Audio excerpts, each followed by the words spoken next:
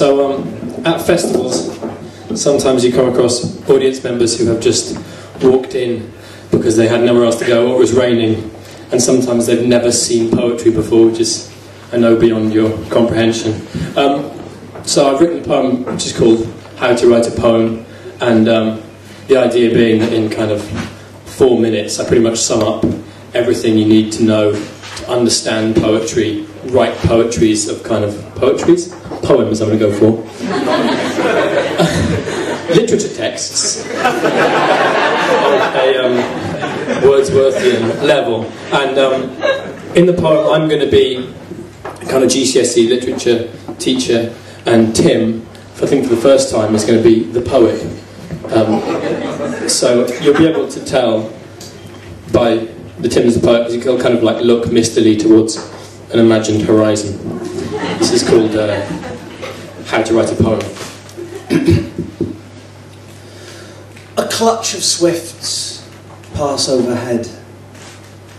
Their bracketed wings partition the sky. At the start of a poem, noticing birds or a particular quality of daylight is just good manners. It is like saying hello.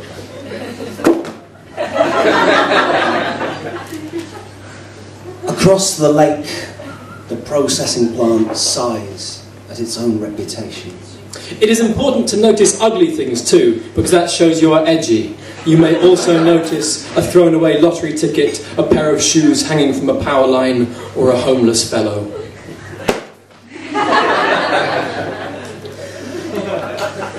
These smokestacks were once deemed grand beacons of human progress. Now they only seem to point towards the weather, as if the guilt is too much. They want to give themselves up, turn their insides to steamless museums of a bad idea.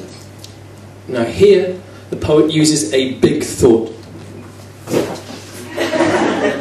Now a successful big thought would invoke in the audience a poetry nod. I haven't actually seen any poetry nods yet, but hopefully during the next hour and a half we might see some. I'm actually just going to draw like the graph of poetry audience appreciation, which is triangle shaped, and the best response is poetry nod, which we may get later on, and then poetry applause, which is better but slightly more rare than normal applause, which is here, and then we get into the negative responses, which we've seen a little bit of already, and maybe some more as we go on. That's eerie silence, and then the worst of all, the poetry cough. Now, the poetry cough is different to a normal cough, and you have to aim it at the poet when you do it. And I just thought to get it out of your systems early on in the gig, if you wouldn't mind, after 3, aiming one, or you can aim it at any of our faces really, but I was thinking of my face. So just after 3, poetry cough at me, 1, 2, 3. It's chilling.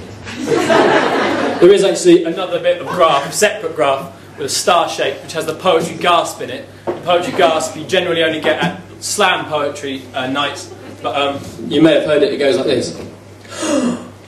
I wondered if for our egos you wouldn't mind after 3 poetry gasping at us. 1, 2, 3. By the way, a poetry gasp within the right circles can make a writer's career.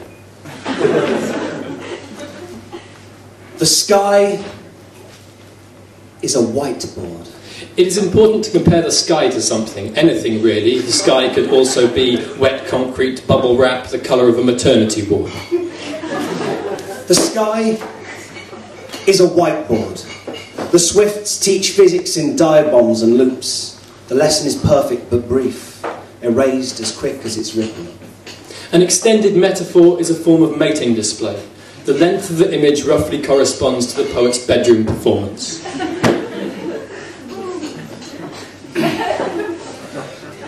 The sky is a white envelope, stamped by the sun, franked by the Swifts, addressed to the distant mountains courtesy of the tree line, and the letter inside says, "Dear distant mountains, I've been meaning to write for a while. I've been so busy recently, it's been mental. I know we haven't seen each other in ages. I've been putting on weight again. You always said you liked me with a bit of meat on. Everything else is pretty normal with me, I suppose. Same old, bit of cliff erosion, the odd tidal wave, a giant squid the size of your arm.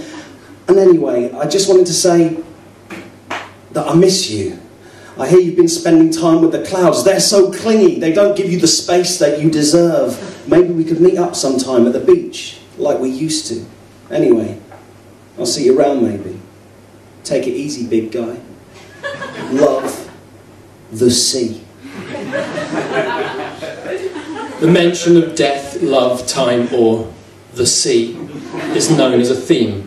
When two themes collide, a poet is said to be drawing parallels. If a poet fits all four themes into the same poem at the same time, they are known as a visionary.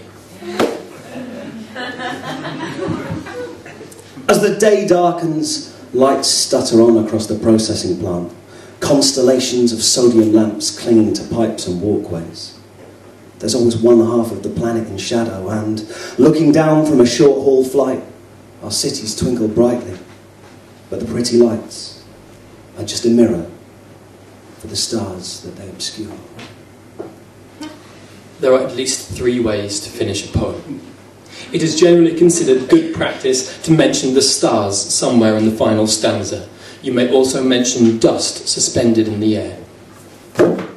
Now, also, it is advisable to let an audience know that a poem is going to end by panning out. So if you're talking about a man, then you start talking about his house, then you start talking about his road, then the town he lives in, then his country, and so on, through continent, hemisphere, planet, galaxy, until the man is just a speck of suspended dust in the endless void of resonating poetry that lives and dies beyond the realms of time. Or you can just use a rhyme. Thank you very much.